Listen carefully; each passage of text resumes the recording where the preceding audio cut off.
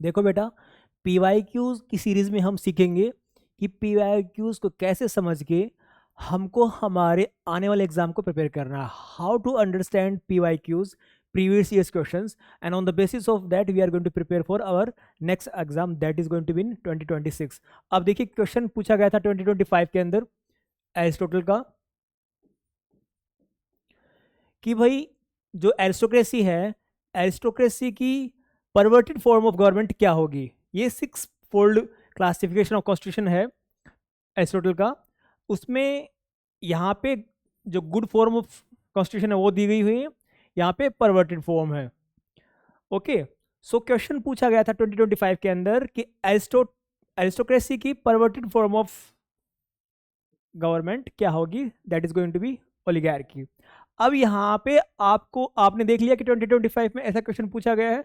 अब आगे कभी भी कोई क्वेश्चन पूछा जाएगा, अगर इसके चांसेस हो रिपीट होने के, तो हम देख सकते हैं कि ये पूछ सकता है कि 6 फोल्ड क्लासिफिकेशन ऑफ कॉन्स्टिट्यूशन किसने दिया था, that who gave the 6 fold classification of constitution, that can be asked. दूसरा पूछ सकता है कि what is going to be the perverted form of monarchy and what is going to be the good form of government of tyranny।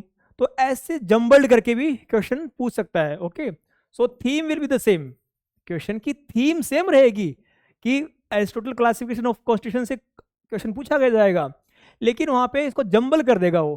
Fine, this is you need to understand कि भाई यहाँ पे good form of constitution कौन कौन सी है, उसके parallel में bad form of the constitution कौन कौन सी हैं।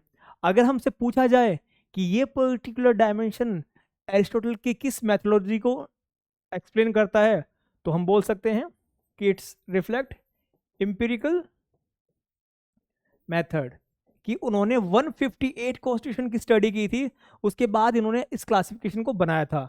फाइन, अगर ये पूछ लिया जाए कि आपसे who was the thinker who studied 158 constitutions, वो भी एरिस्टोटल था। तो ऐसे करके इस पर्टिकुलर क्वेश्चन से हम ये एसेस कर सकते हैं कि आगे कैसे क्वेश्चन पूछा जा सकता है। This is what you need to understand when you are going to analyse PYQs। Okay, so ये ऐसे ही हम हमारे डिफरेंट क्वेश्चंस को एनालाइज करेंगे।